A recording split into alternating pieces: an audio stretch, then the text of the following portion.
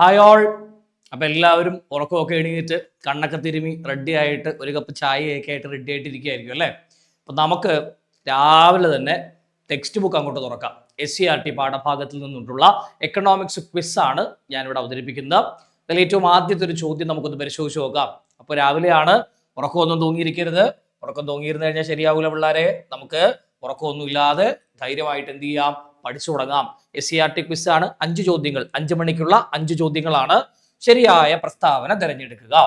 രാജ്യത്ത് 70% ജനങ്ങളും കാർഷിക വൃത്തിയിൽ ഏർപ്പെടുമ്പോഴും രാജ്യം ഭക്ഷ്യധാന്യങ്ങൾ ഇറക്കുമതി ചെയ്യുകയായിരുന്നു. ഇന്ത്യൻ കാർഷിക ഗവേഷണ കൗൺസിലിന്റെ ആദ്യ ഡയറക്ടറായി MS സ്വാമിനാഥൻ ചുമതല വഹിച്ചിട്ടുണ്ട്. ഹരിത വിപ്ലവത്തെ ഗോതമ്പ് വിപ്ലവം എന്നും സൂചിപ്പിക്കാറുണ്ട്. എല്ലാ സ്റ്റേറ്റ്മെന്റുകളും ശരിയാണ്. ഇങ്ങനെയാണ് ചോദ്യം വന്നിരിക്കുന്നത് അല്ലേ.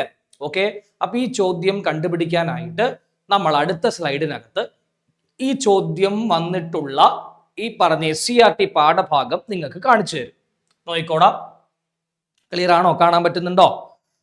അപ്പൊ നോക്കിക്കേ, സ്വാതന്ത്ര്യലബ്ധിയുടെ സമയത്ത് നമ്മുടെ രാജ്യത്തെ കാർഷിക രംഗം വിവിധങ്ങളായ പ്രശ്നങ്ങൾ അഭിമുഖീകരിച്ചിരുന്നു.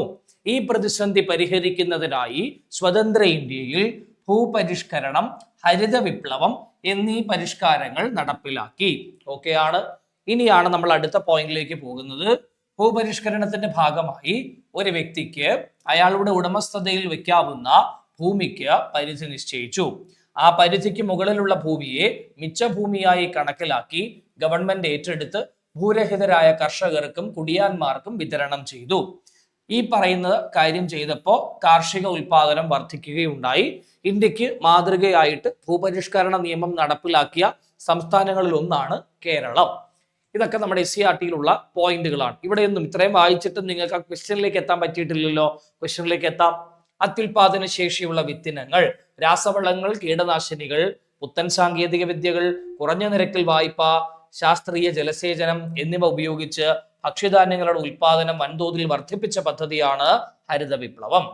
ഭക്ഷ്യധാന്യങ്ങളിൽ പ്രധാനമായും ആദ്യഘട്ടം നേട്ടം കാണാനായത് ഗോതമ്പ് ഉൽപാദനത്തിലാണ്. അതിനാൽ ഗോതമ്പ് വിപ്ലവം എന്നും വിശേഷിപ്പിക്കുന്നുണ്ട്. അപ്പൊ ടെക്സ്റ്റിലെ ആദ്യത്തെ പേജാണ്, കൃത്യമായിട്ട് വായിക്കുക. ഗോതമ്പ് വിപ്ലവം എന്ന് നമ്മൾ ഏത് വിപ്ലവത്തെ സൂചിപ്പിക്കുന്നുണ്ട്? ഹരിത വിപ്ലവത്തെ സൂചിപ്പിക്കുന്നുണ്ട്. അപ്പൊ ഈ സ്റ്റേറ്റ്മെന്റ് നമുക്ക് കിട്ടി. ഓക്കെ ആണ്. ഇനി ഈ സ്റ്റേറ്റ്മെന്റ് പക്ഷെ നമ്മൾ ടെക്സ്റ്റ് വായിച്ചില്ലെങ്കിലും ഉത്തരവിടുന്ന സ്റ്റേറ്റ്മെന്റ് ആണ് അല്ലെ. അടുത്ത് നോക്കാം. ഹരിത വിപ്ലവത്തിന്റെ പിതാവ് എന്നറിയപ്പെടുന്നത് MS സ്വാമിനാഥൻ. 1925 ഓഗസ്റ്റ് 7 തമിഴ്നാട്ടിലെ കുംഭകോണത്താണ് അദ്ദേഹം ജനിച്ചത്. ഇന്ത്യൻ കാർഷിക ഗവേഷണ കൗൺസിലിന്റെ ആദ്യ ഡയറക്ടറായി പ്രവർത്തിച്ചു. നോട്ട് ചെയ്തോ, ഇന്ത്യൻ കാർഷിക ഗവേഷണ കൗൺസിലിന്റെ ആദ്യ ഡയറക്ടറായി പ്രവർത്തിച്ചു. ഇന്ത്യൻ കാർഷിക ഗവേഷണ കൗൺസിലിന്റെ ആദ്യ ഡയറക്ടറാണ് MS സ്വാമിനാഥൻ. ആ സ്റ്റേറ്റ്മെന്റ് കിട്ടി. രാജ്യത്തെ 70% ജനങ്ങളും കാർഷിക വൃത്തിയിൽ ഏർപ്പെടുമ്പോഴും രാജ്യം ഭക്ഷ്യധാന്യങ്ങൾ ഇറക്കുമതി ചെയ്യുകയായിരുന്നു. അപ്പൊ ആ സ്റ്റേറ്റ്മെന്റും കിട്ടിയല്ലോടാ നമുക്ക്. എയും ബിയും സിയും കിട്ടി. അങ്ങനെ 3 സ്റ്റേറ്റ്മെന്റുകളും ശരിയാണ് എന്ന ഉത്തരത്തിലാണ് ഇപ്പൊ നമ്മൾ വന്ന് നിൽക്കുന്നത് അല്ലെ. അപ്പോ റെഡിയല്ലേ? ഫസ്റ്റ് ചോദ്യം 5 മണിയുടെ ആദ്യത്തെ ചോദ്യമാണ്. SCERT പാഠഭാഗമാണ്. SCERT. അപ്പൊ പോയിന്റ് കിട്ടി. ഒന്നാമത്തെ ചോദ്യം. ഇനി നമുക്ക് രണ്ടാമത്തെ ചോദ്യം. നോർമൻ ഇ ബോർലോഗുമായിട്ട് ബന്ധമുള്ള പ്രസ്താവനകൾ തിരഞ്ഞെടുക്കുക. ലോകമെമ്പാടുമുള്ള അനേകായിരങ്ങളെ പട്ടിണിയിൽ നിന്നും രക്ഷിച്ച ഹരിത വിപ്ലവത്തിന്റെ പിതാവാണ് ഇദ്ദേഹം. 1914 മാർച്ച് 25 മെക്സിക്കോയിലാണ് ജനിച്ചത്. 1970 അദ്ദേഹത്തിന് ഇക്കണോമിക്സിനുള്ള നൊബേൽ സമ്മാനം ലഭിച്ചു. വേൾഡ് ഫുഡ് പ്രൈസിന്റെ സ്ഥാപകനാണ്. ഇത് ഇത്രയുമാണ് സ്റ്റേറ്റ്മെന്റുകൾ ഉള്ളത്. SCERTയിൽ നോർമൻ ഇ ബോർലോഗുമായി ബന്ധപ്പെട്ടുകൊണ്ടുള്ള സ്റ്റേറ്റ്മെന്റുകൾ എങ്ങനെയൊക്കെ നമുക്കൊന്ന് പരിശോധിച്ച് നോക്കാം. ലോകമെമ്പാടുമുള്ള അനേകായിരങ്ങളെ പട്ടിണിയിൽ നിന്നും രക്ഷിച്ച ഹരിത വിപ്ലവത്തിന്റെ പിതാവാണ് നോർമൻ ഏണസ്റ്റ് ബോർലോഗ്. ഈ പേരൊന്ന് ഓർത്തിരിക്കണം കേട്ടോ. ഏണസ്റ്റ് എന്ന മിഡിൽ നെയിം നമ്മൾ ആരും യൂസ് ചെയ്യാറില്ല. അതുകൊണ്ട് ആ പേര് കൂടെ എന്ത് ചെയ്യുക, ഒന്ന് ഓർത്തിരിക്കുക. ഈ പറഞ്ഞ നോർമൻ ഏണസ്റ്റ് ബോർലോഗ് എന്നുള്ളതാണ് 1914 മാർച്ച് 25 അമേരിക്കയിൽ ജനിച്ച ഇദ്ദേഹം അപ്പൊ എവിടെയല്ല ജനിച്ചതെന്ന് മനസ്സിലായി. മെക്സിക്കോയിലല്ല ജനിച്ചത്. എവിടെയാണ് ജനിച്ചത്? അമേരിക്കയിലാണ് ജനിച്ചത്. ആ പോയിന്റ് കിട്ടി. 1970 സമാധാനത്തിനാണ് നൊബേൽ സമ്മാനം. ഏതിനല്ല? ഈ പറഞ്ഞ ഇക്കണോമിക്സിനല്ല. അപ്പൊ നമുക്ക് ഏത് ചോദ്യം? ഓക്കെ, അപ്പൊ നോക്കിയടാ, ലോകമെമ്പാടുമുള്ള അനേകായിരങ്ങളെ പട്ടിണിയിൽ നിന്നും രക്ഷിച്ച ഹരിത വിപ്ലവത്തിന്റെ പിതാവാണ്. 1914 മാർച്ച് 25 മെക്സിക്കോയിലല്ല ജനനം. എവിടെയാണ് ജനനം? ഈ പറഞ്ഞ അമേരിക്കയിലാണ്. അദ്ദേഹത്തിന് സമാധാനത്തിനുള്ള നൊബേൽ സമ്മാനമാണ് കിട്ടിയത്, എക്കണോമിക്സിനുള്ളതല്ല. വേൾഡ് ഫുഡ് പ്രൈസിന്റെ സ്ഥാപകർ അദ്ദേഹം തന്നെയാണ്. അപ്പൊ 1ഉം 4ഉമാണ് ശരിയായിട്ടുള്ള സ്റ്റേറ്റ്മെന്റുകൾ. ഓപ്ഷൻ ഡി ആണ് നമുക്ക് ഉത്തരമായിട്ട് വരിക.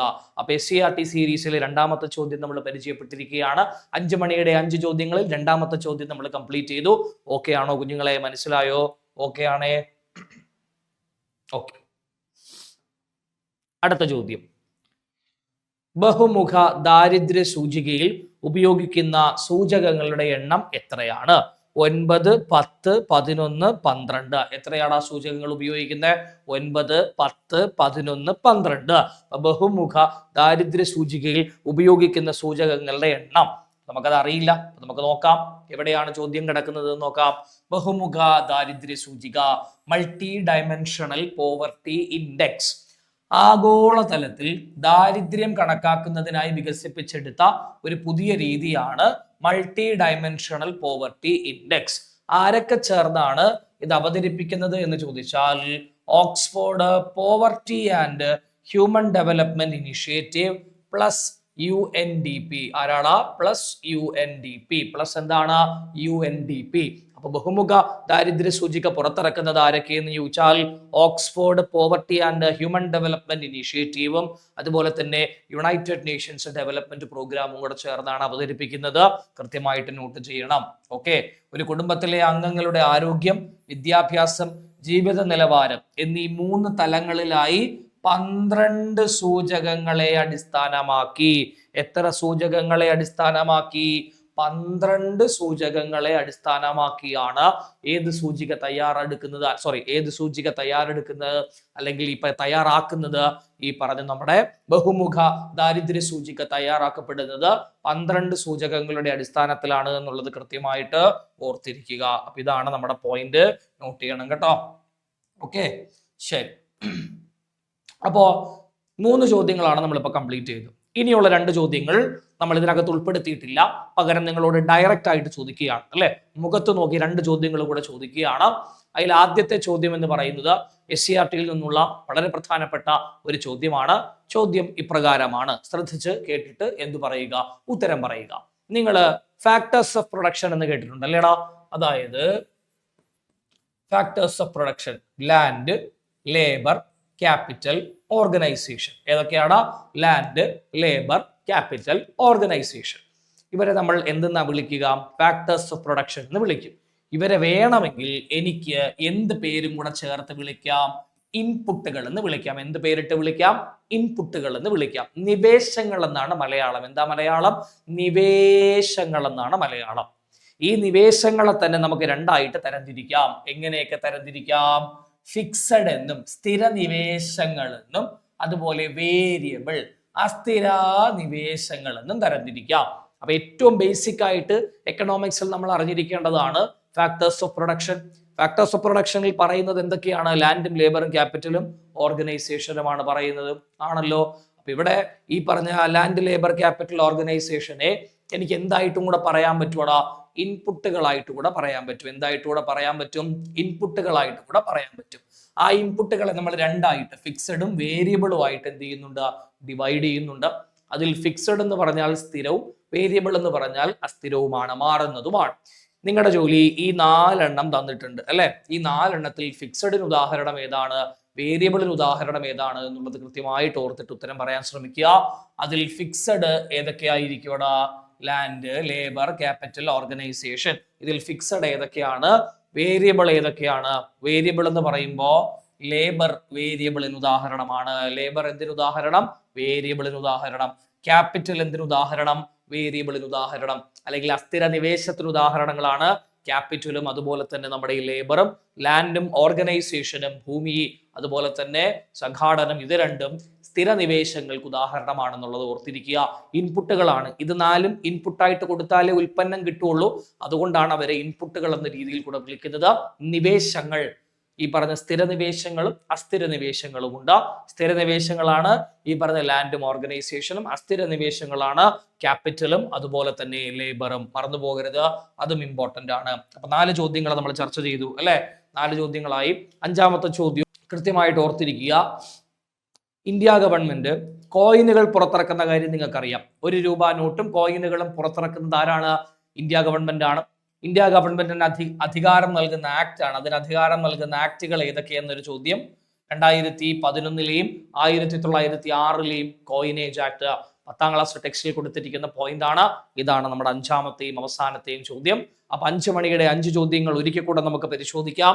ആദ്യത്തെ ചോദ്യം എന്ന് പറയുന്നത് ഏതായിരുന്നു കുഞ്ഞുങ്ങളെ? എഴുതിയെടുത്തോ നോക്കണേ. പോയിന്റുകളെല്ലാം എഴുതിയെടുത്തോ നോക്കണം. ഈ പറഞ്ഞതൊരു സ്റ്റേറ്റ്മെന്റ് ആയിരുന്നു. ഈ സ്റ്റേറ്റ്മെന്റുകളിൽ നിന്ന് നമ്മളൊരു വലിയ പാരഗ്രാഫ് പരിചയപ്പെട്ടു. ആ പാരഗ്രാഫിൽ നിന്ന് നമുക്ക് ഭൂപരിഷ്കരണം എന്താണ് എന്നുള്ളതിനെ പറ്റി ഒരു ഐഡിയ ലഭിച്ചിട്ടുണ്ടായിരുന്നു. അതുപോലെ MS സ്വാമിനാഥനുമായി ബന്ധപ്പെട്ടുകൊണ്ട് ചില പോയിന്റുകൾ നമ്മൾ പരിചയപ്പെട്ടു. അതോടൊപ്പം തന്നെ നമ്മൾ അടുത്ത സ്ലൈഡിലേക്ക് പോയപ്പോൾ നോർമൻ ബോർലോഗുമായി ബന്ധമുള്ള കുറെ സ്റ്റേറ്റ്മെന്റുകൾ നമ്മൾ പരിശോധിച്ചു.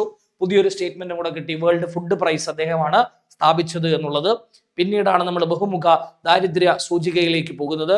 12 സൂചകങ്ങളുടെ അടിസ്ഥാനത്തിലാണെന്നും ആരൊക്കെ ചേർന്നാണ് അത് നടപ്പിലാക്കുന്നത് എന്ന ചോദ്യത്തിന് ഉത്തരം നമ്മൾ കണ്ടുപിടിച്ചു. അത് കഴിഞ്ഞപ്പോഴാണ് നമ്മൾ നേരെ ഈ പറഞ്ഞ ലാൻഡ് ലേബർ ക്യാപിറ്റൽ ഓർഗനൈസേഷൻ, അതാണ് എന്ത് ഈ പറഞ്ഞ ഇൻപുട്ടുകളായി കൂടെ പറയാം. ഫാക്ടേഴ്സ് ഓഫ് പ്രൊഡക്ഷൻ ആണ്. അവരെ നമുക്ക് ഇൻപുട്ടുകളായി കൂടെ പറയാം. ആ ഇൻപുട്ടുകൾ, നിവേശങ്ങളെ 2ആയി തരംതിരിക്കാം. ഫിക്സഡ് എന്നും വേരിയബിൾ എന്നും. ഫിക്സഡ് എന്ന് പറഞ്ഞു കഴിഞ്ഞാൽ സ്ഥിര നിവേശങ്ങളും, വേരിയബിൾ എന്ന് പറഞ്ഞു കഴിഞ്ഞാൽ അസ്ഥിര നിവേശങ്ങളുമാണ്. ഫിക്സഡ് എന്ന് പറഞ്ഞു കഴിയുമ്പോൾ ലാൻഡും ലേബറും അല്ല, ലാൻഡും ഓർഗനൈസേഷനും. ലേബറും ക്യാപിറ്റലും വേരിയബിളിന് എക്സാമ്പിൾ ആണ്. 5ാമത്തെ ചോദ്യം ലാസ്റ്റായി പറഞ്ഞു നിർത്തിയത്, ഗവൺമെന്റ് ഓഫ് ഇന്ത്യ ആണ് അല്ലെങ്കിൽ സർക്കാരാണ് കോയിനുകളും 1 രൂപ നോട്ടും പുറത്തിറക്കുന്നത്. അതിന് അവരെ ഉത്തരവാദിത്വം കൊടുത്താൽ അല്ലെങ്കിൽ അതിനവർക്ക് ഉത്തരവാദിത്വം കിട്ടുന്നത് ഏത് ആക്ടിലൂടെയാണ്, അല്ലെങ്കിൽ അവർക്ക് അതിന് അധികാരം കിട്ടുന്നത് ഏത് ആക്ടിലൂടെയാണ് എന്ന് ചോദിച്ചാൽ 1906 2011 കോയിനേജ് ആക്ട് പ്രകാരമാണ്. അപ്പൊ 5 മണിയുടെ 5 ചോദ്യങ്ങൾ ഇവിടെ അവസാനിക്കുകയാണ്. കുഞ്ഞുങ്ങളെ നല്ലൊരു ദിവസമായിരിക്കട്ടെ. നന്നായിട്ട് പഠിക്കാൻ പറ്റട്ടെ. നിങ്ങൾ ഉദ്ദേശിച്ചതുപോലെ കാര്യങ്ങൾ നടക്കാൻ കഴിയട്ടെ. അപ്പൊ എല്ലാവർക്കും ഗുഡ് മോർണിംഗ്. നല്ലൊരു ദിവസമായിരിക്കട്ടെ. നമുക്ക് വീണ്ടും അടുത്തൊരു ദിവസം 5 മണിയുടെ 5 ചോദ്യങ്ങളുമായി വീണ്ടും കാണാം. അപ്പം നന്ദി, നമസ്കാരം.